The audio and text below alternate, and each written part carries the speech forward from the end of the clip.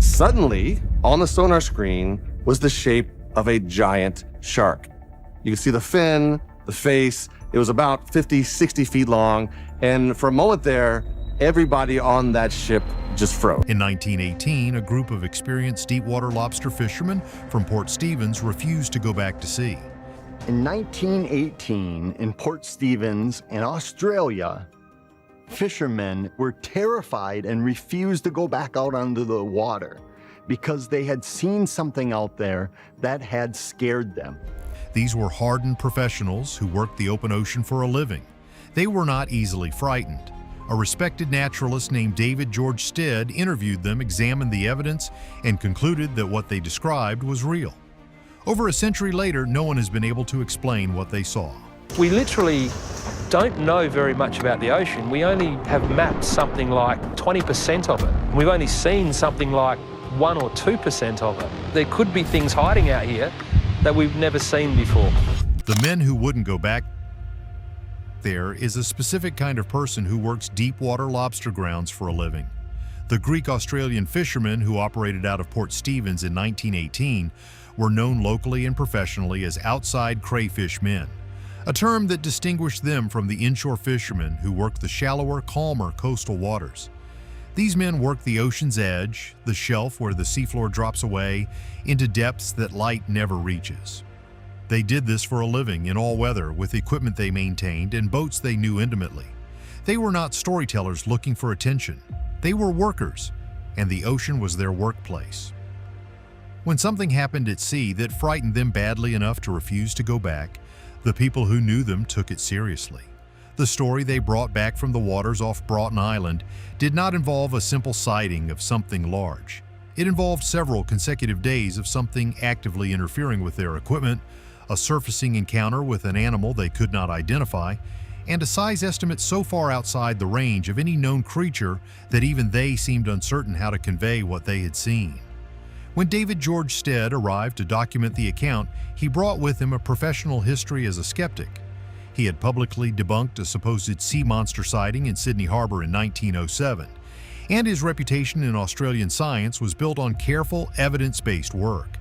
He was not the kind of person who wrote down things he did not believe. What he wrote down after interviewing the Port Stephens fishermen has stood as the most cited eyewitness record in Australian deepwater cryptozoology for over a century. What it described has never been explained.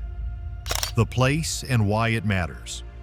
Port Stephens is a large natural harbor on the central coast of New South Wales, approximately 200 kilometers north of Sydney. Its position on the Australian coastline places it near one of the most dramatic underwater geographical features in the region. Broughton Island sits approximately 14 kilometers northeast of the harbor entrance and was the primary lobster ground for the fishermen who worked out of Port Stephens. The waters around Broughton Island and the surrounding shelf were familiar territory to the men who fished there.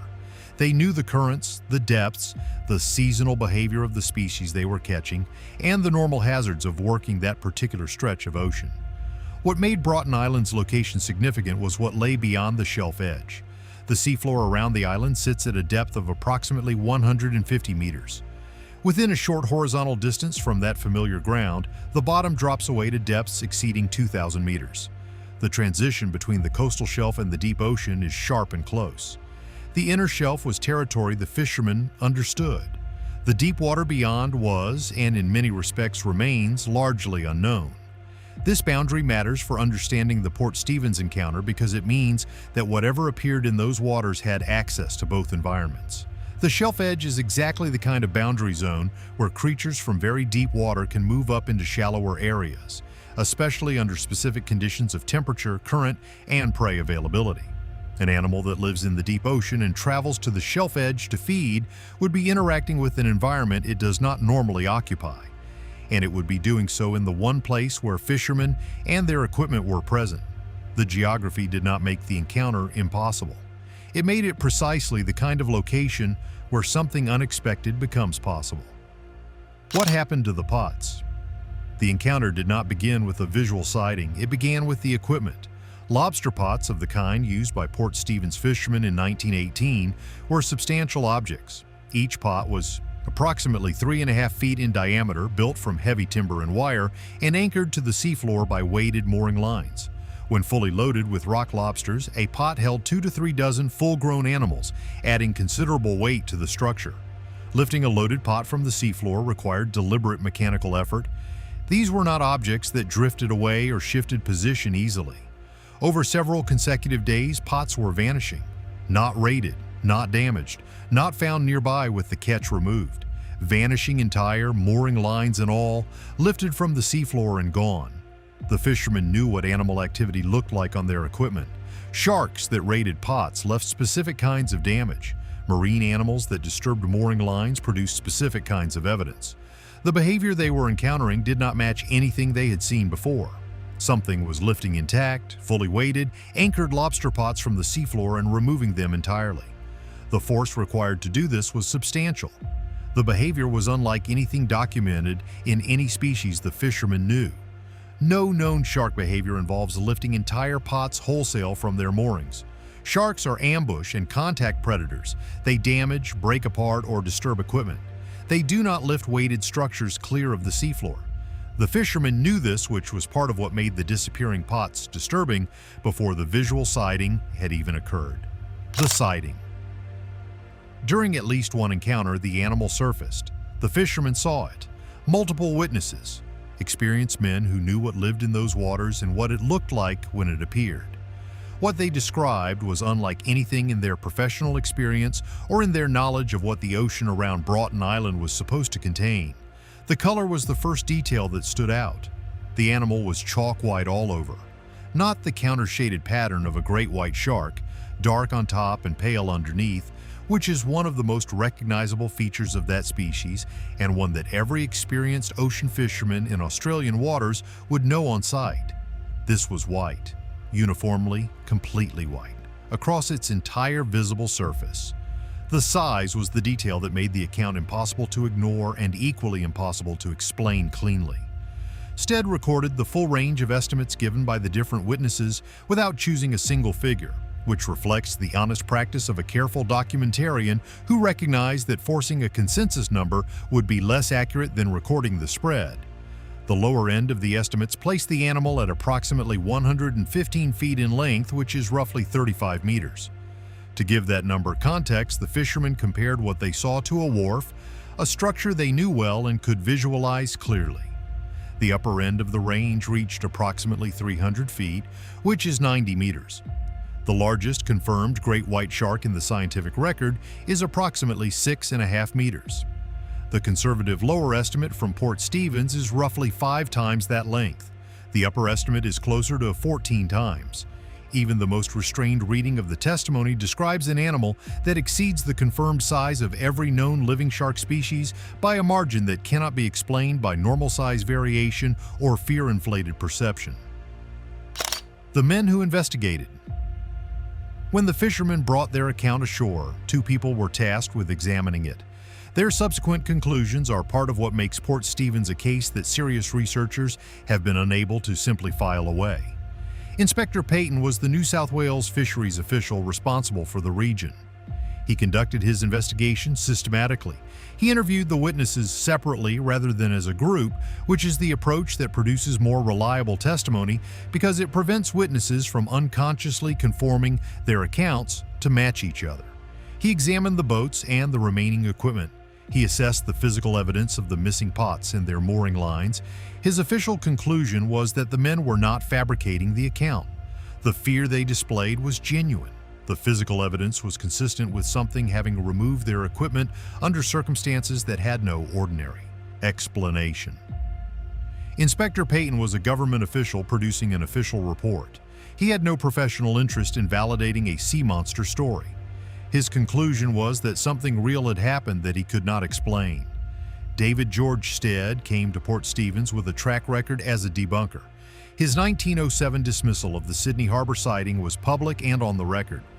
He was a credentialed ichthyologist and fisheries manager who had founded the Wildlife Preservation Society of Australia and published extensively in his field. He was precisely the kind of person whose default position was skepticism and whose reversal of that position would carry real weight. After interviewing the fisherman and reviewing Peyton's findings, Stead reversed his default skepticism.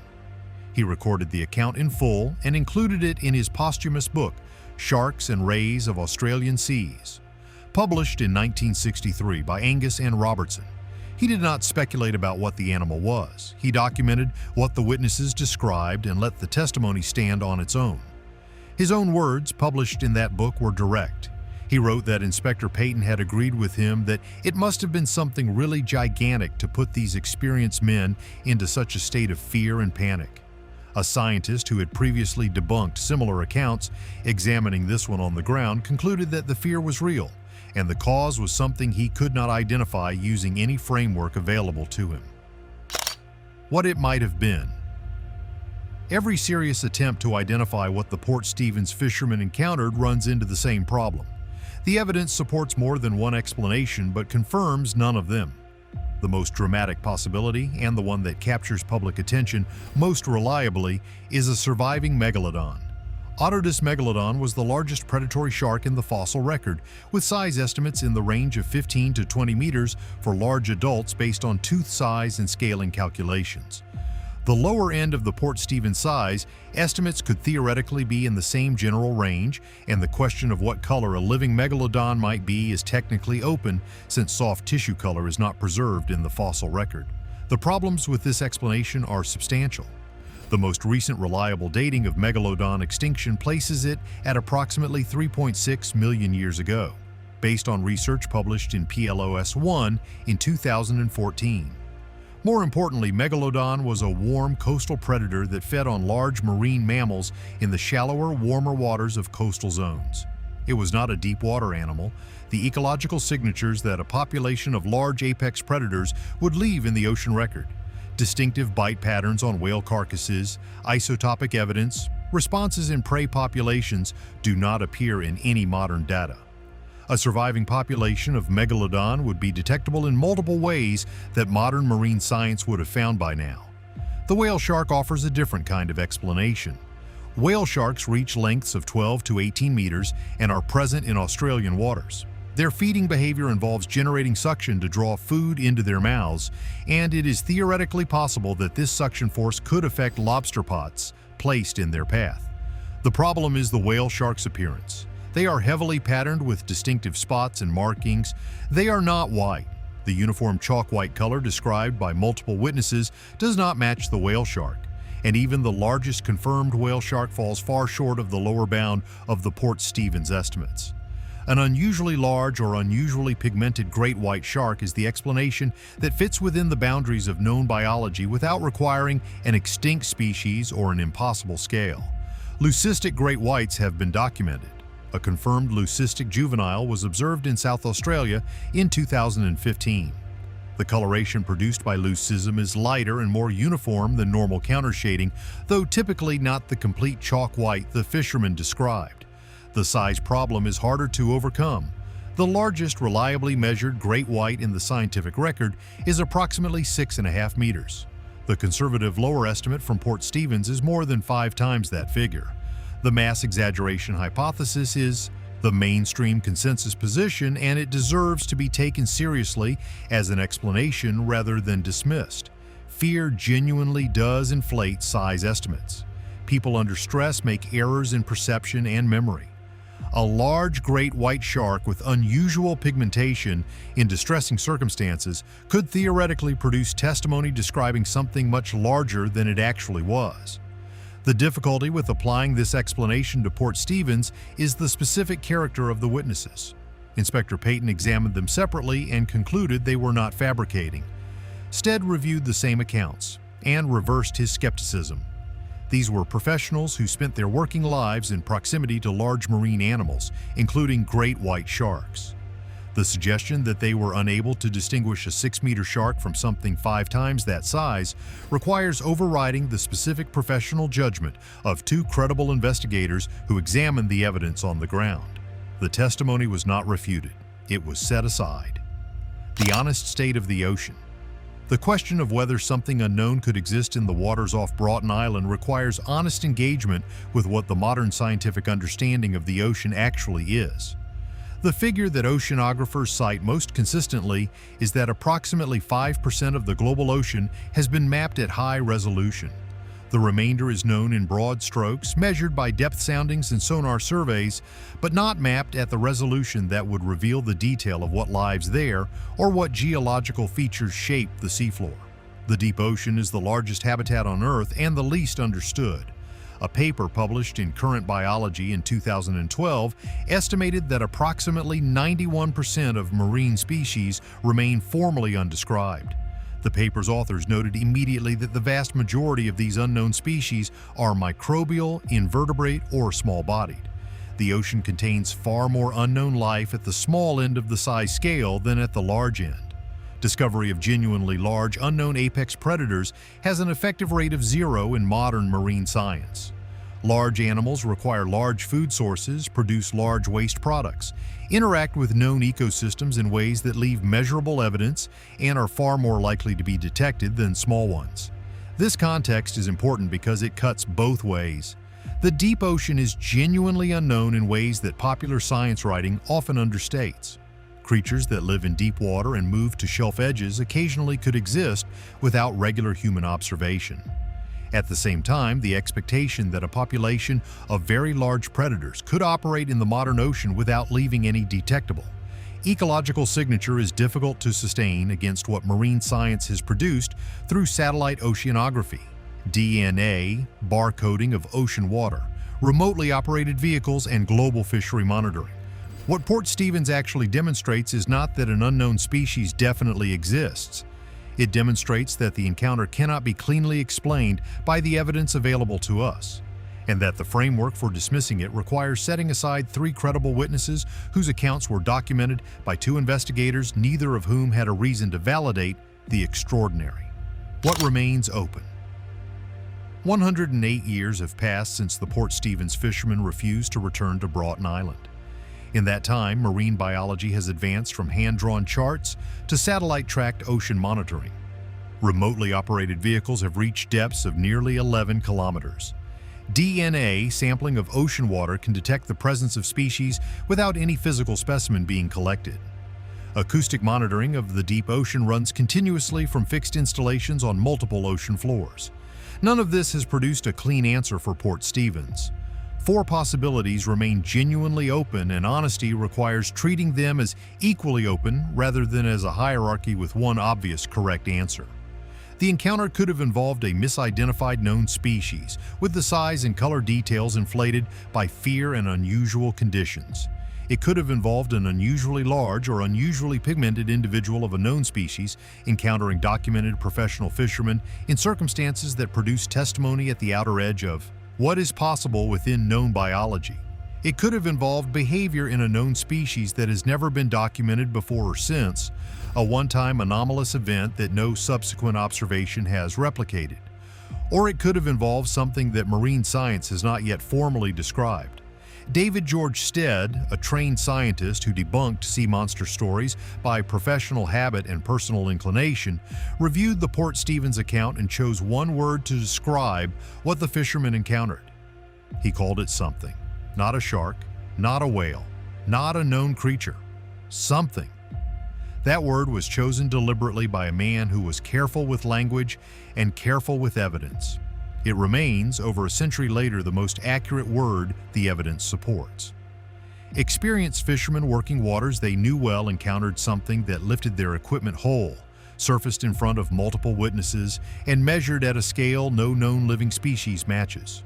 A government inspector investigated and found no fabrication. A scientist with a history of debunking similar stories documented the account and could not explain it. Over 100 years of marine science has not resolved what it was. If this kind of open question is worth following, subscribe and stay with us for what we find next.